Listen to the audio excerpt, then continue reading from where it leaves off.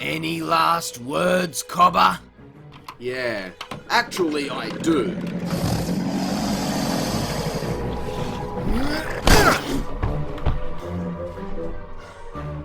Splat, motherfucker!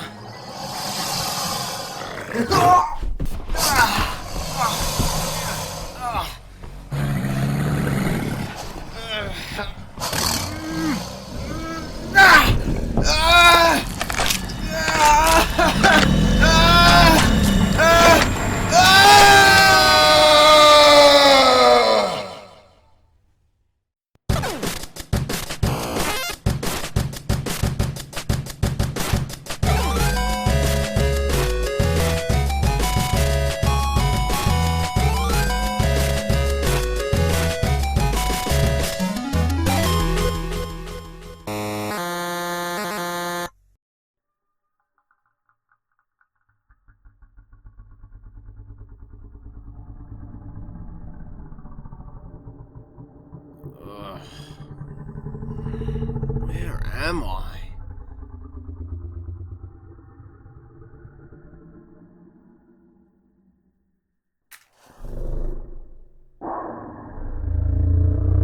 Oh goodness! That's one big crocodile! I wonder what Steve Irwin would do in this scenario. Well, guess I better try to find a way out of here. But...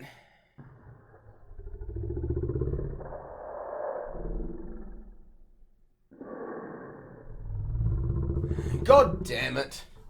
This is gonna be like that level in Kingdom Hearts, isn't it?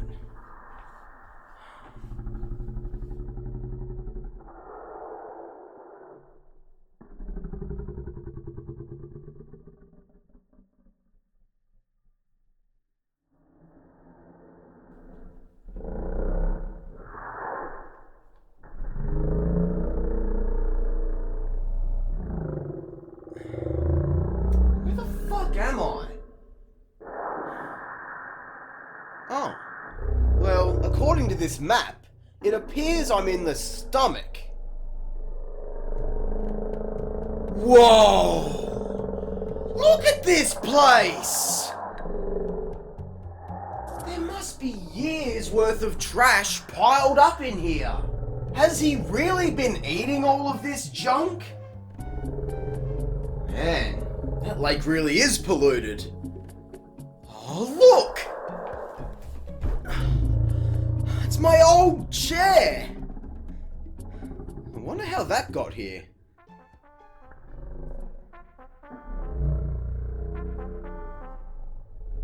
Can you guys hear that?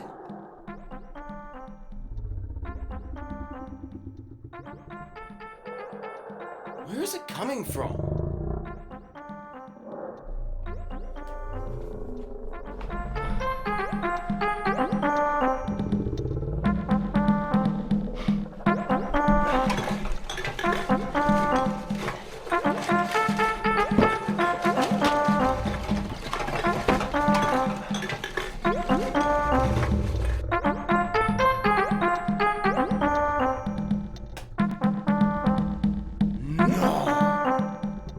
You're shitting me! Croc? On mobile? And I thought the Game Boy Color games were primitive! Now we've got fucking Jungle Rumble on mobile!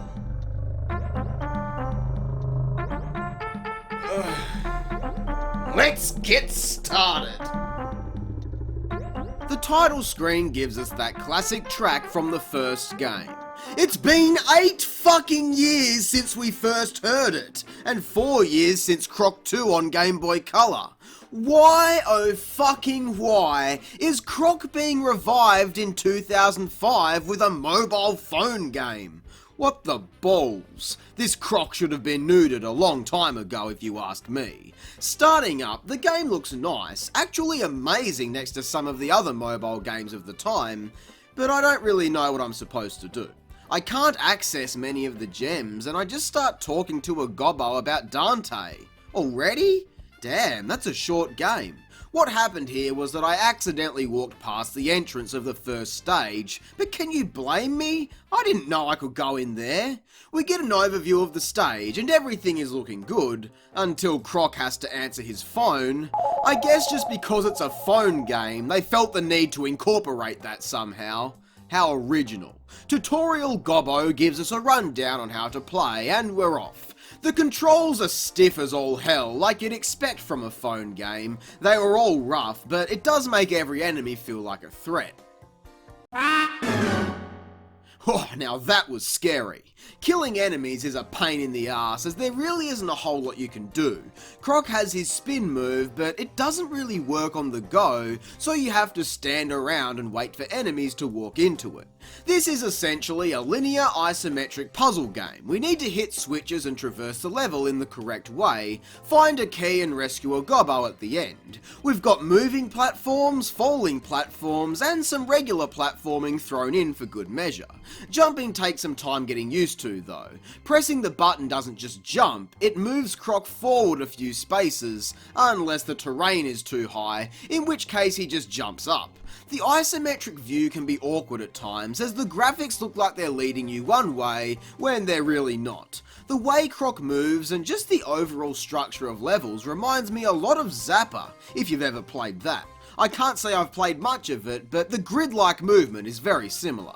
Even though the game isn't exactly hard, it can get confusing at times, and does require trial and error to get through certain areas. Levels can get large, so it's easy to fuck up and have to start over, but honestly, I think this is pretty good for what it is. Last year I thought Spyro Ripto's Quest was fairly faithful, but this is actually much better. After 8 levels, we drop down into this hole and fight Dante. Speaking of Spyro, this reminds me of that garbage first boss from the Fusion games back on GBA. We spin a few boulders back at his skull and advance to the next area. Yes, there is actually a second hub area. I'm in shock. Most of these primitive games would have been over by now, but no, we've got an entire desert area to get through yet. Everything here is so much better than the first area as well. Much less emphasis on water hazards and more on actual puzzle solving.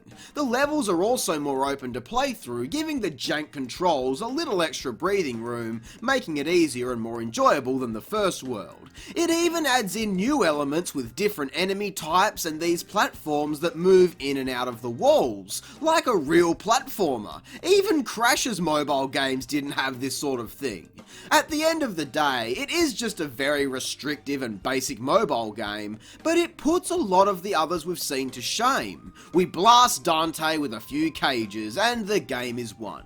Despite some depth perception issues about the place and some of the earlier stages being a bit lackluster, I'm honestly blown away with this title. When was the last time you heard me praise a mobile game this much? Hell, when was the last time you heard me praise a Croc game this much? Did that ever happen?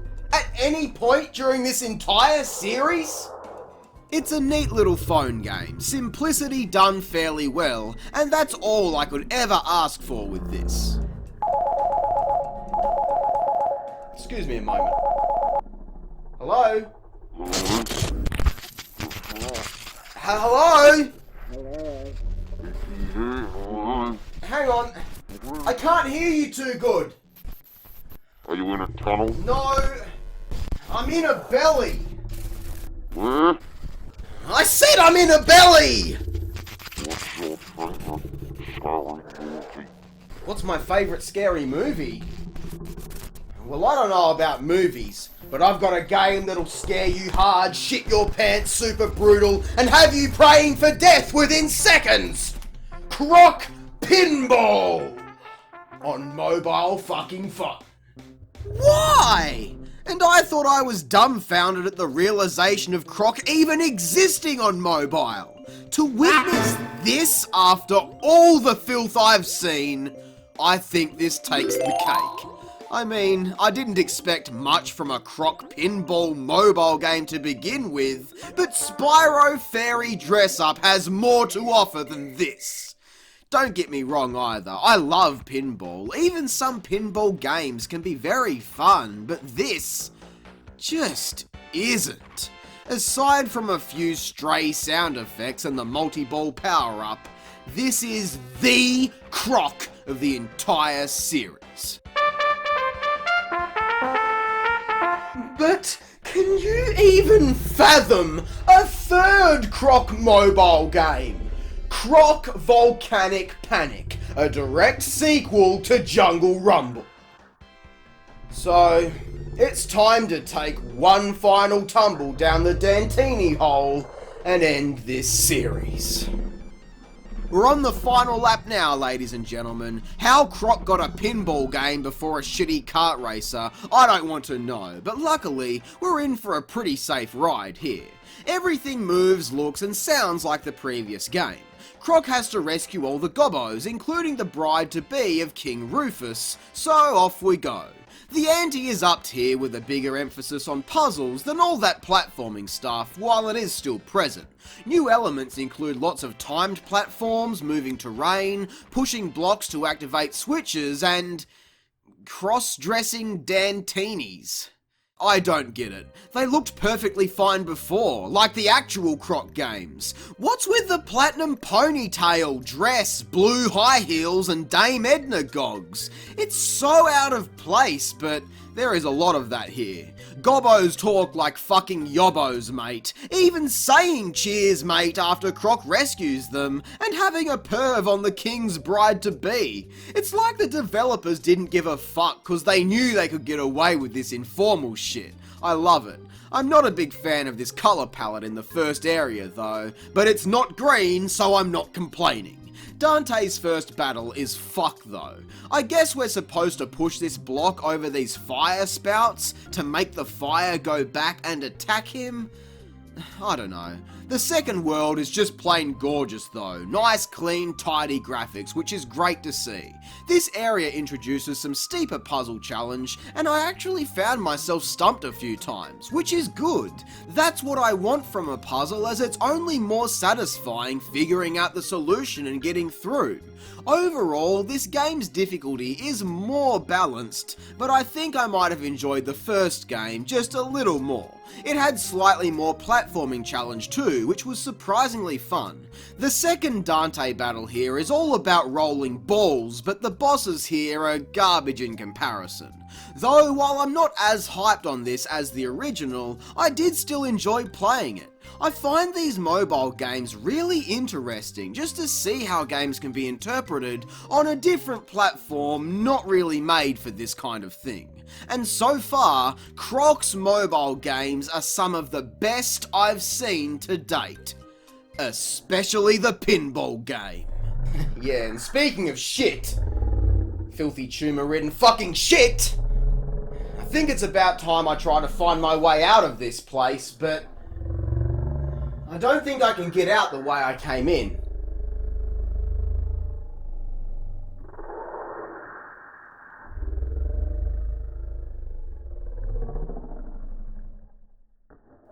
God damn it. I would like to make a joke about this situation, but everything I come up with is shit. What?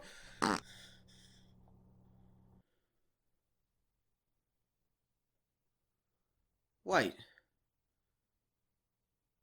So, the killer crocodile, the eggs, the being eaten alive and shut out? That was all a dream?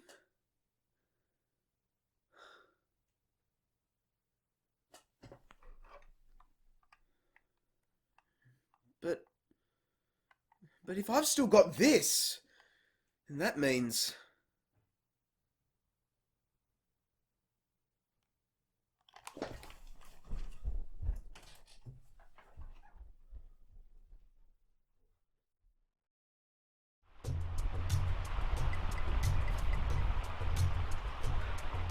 Finished already, Cobber? Well, I'd say that was quick, but by your standards, you've probably never lasted that long! Oh, why the long face, sweetheart?